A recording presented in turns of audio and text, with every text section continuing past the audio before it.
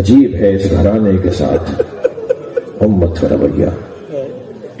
نبی کے جنازے میں چند لوگ، علی کے جنازے میں 2 لوگ، زہرا کے جنازے میں رات کی تاریکی میں 4 لوگ، حسن مولا کے جنازے کو تیر مار دیے، حسین کے جنازے پہ گھوڑے چڑھا دیے، امام زین العابدین 36 برس تک روتے رہے، امام محمد باقر کو زہر دے دیا، امام جعفر صادق کو زہر دے دیا، امام موسیٰ کاظم نے تو آدھی سے زیادہ زندگی زندان میں گزار دی. اجرکم اللہ، اجرکم اللہ. ان مجلسوں میں یہ خیال بھی رہے کہ نہیں معلوم آئندہ سال یہ مجلس ہمیں نصیب ہوگی یا نہیں ہوگی، لہذا جسے رونا آ رہا ہے اپنی آواز کو آزاد کرے اور میرے جملوں پہ نہ جائے، تصور پہ جائے. میرے پاس تو الفاظ نہیں ہے کہ جو میں حق ادا کر سکوں، مگر آپ کا ذہن تو جا سکتا ہے نا وہاں جہاں میں جانا چاہ رہا ہوں. امام موسیٰ کاظم علیہ السلام آدھی سے زیادہ زندگی زندان میں گزار دی. ہارون رشید کے دربار میں روزانہ محفل طرب، محفل غزل لگتی تھی. کسی نے کہا کہ آج ہم نے ابو العطا کو ہم نے بغداد میں دیکھا ہے. ابو العطا بہت بڑا نام، بہت بڑا شاعر، بہت بڑا ادیب اس وقت کا. کہنے لگا وہ تو مدینے کا رہنے والا ہے، وہ بغداد میں کیسے؟ تم نے کسی اور کو دیکھا ہوگا. کہ نہیں، ابو العطا کو ہی دیکھا ہے. بادشاہ کا حکم دے دیا، ڈھونڈو ابو العطا کس سرائے میں ٹھہرا ہوا ہے، کس مسافر خانے میں ٹھہرا ہوا ہے. ڈھونڈ لیا، ابو العطا ایک مسافر خانے میں ٹھہرے ہوئے تھے. بلا لائے دربار میں ہارون کے سامنے. ابو العطا تم تو مدینے کے رہنے والے ہو، تم یہاں کہاں؟ کیا میں اپنے خانوادے کے ساتھ بغداد آیا ہوں کسی ذاتی کام سے. سنیں گے ذاتی کام کیا تھا؟ چاہتا تھا کسی طرح امام موسیٰ کاظم کی زیارت ہو جائے، مگر کیسے ہارون کو بتائے. کہنے لگا ابو العطا، کہا میں کسی ذاتی کام سے بغداد آیا ہوں. کہا ابو العطا کل محفل، آج کی محفل نہیں کل کی محفل میں آؤ، ہمیں غزلیں سناؤ، اپنے نئے کلام سناؤ. دوسرے دن محفل لگی تو فرمائشیں ہونے لگی، فلاں تمہاری مشہور غزل ہے وہ سناؤ، فلاں تمہارا کلام بڑا مشہور ہوا ہے وہ سناؤ. جب فرمائشیں ہونے لگی تو ابو العطا نے چند کلام سنانے کے بعد کہا میں کلام آپ کو سنانے کو تیار ہوں، مگر اس کے بدلے میں مجھے دیں گے کیا؟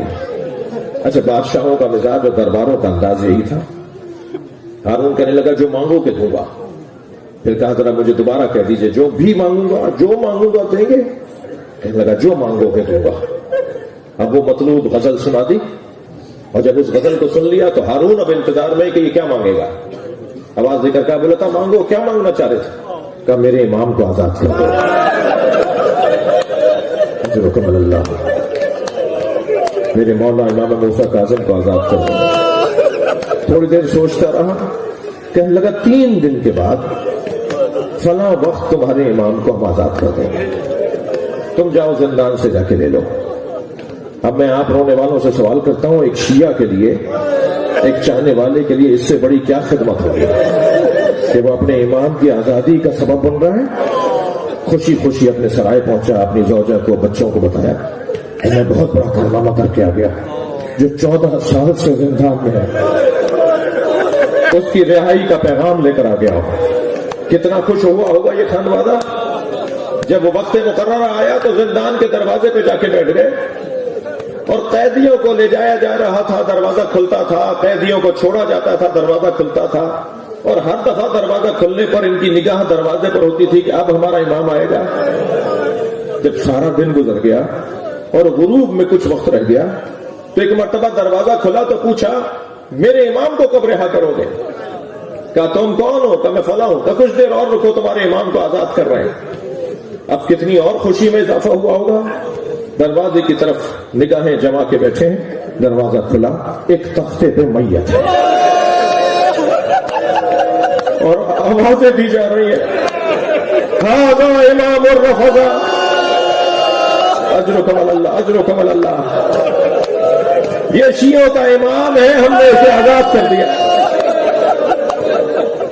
اجرکم اللہ. اہل بیت کی تاریخ تو دیکھیے. امام رضا جب مدینے سے رخصت ہو رہے ہیں تو فرما رہے ہیں मुझसे लोहा पढ़ो। जब खुरासान में मेरा जनाजा उठेगा तो बहनें नहीं होंगी, मेरे भाई मेरी मैयत में नहीं होंगे, मुझे गुर्बत में दफनाया जाएगा। इमाम मोहम्मद तकी जहर देकर मेरे मौला को मार दिया। इमाम अली नकी अल्लाहु अकबर मुतवक्किल ने खुद घोड़े पर बैठकर इमाम को पैदल चलाया, सारे शहर को दिखाया मैं शियों के इमाम को किस तरह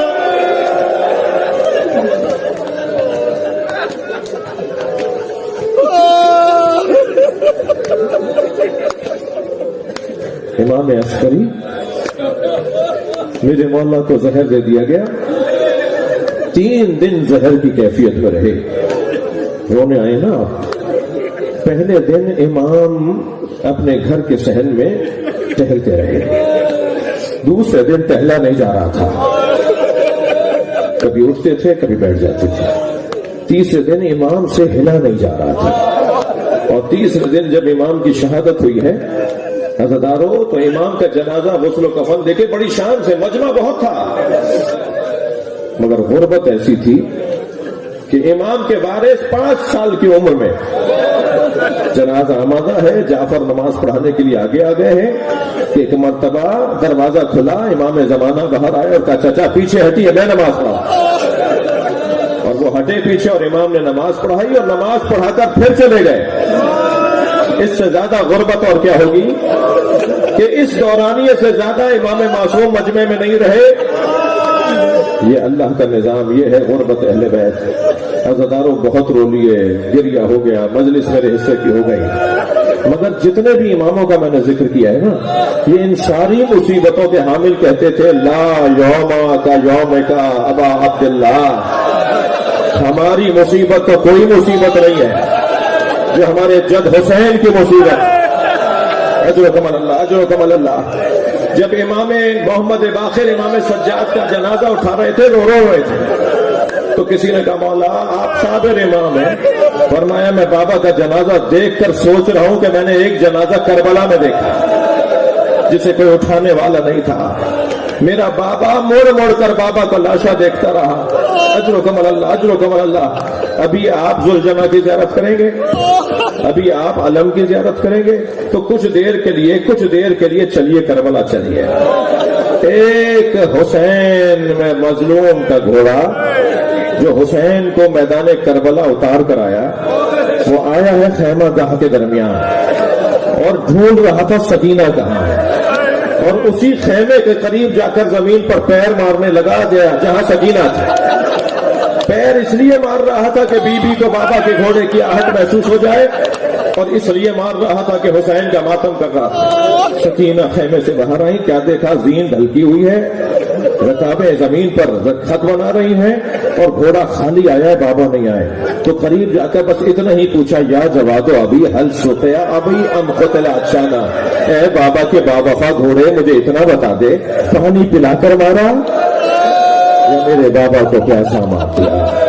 अला लअनतुल्लाह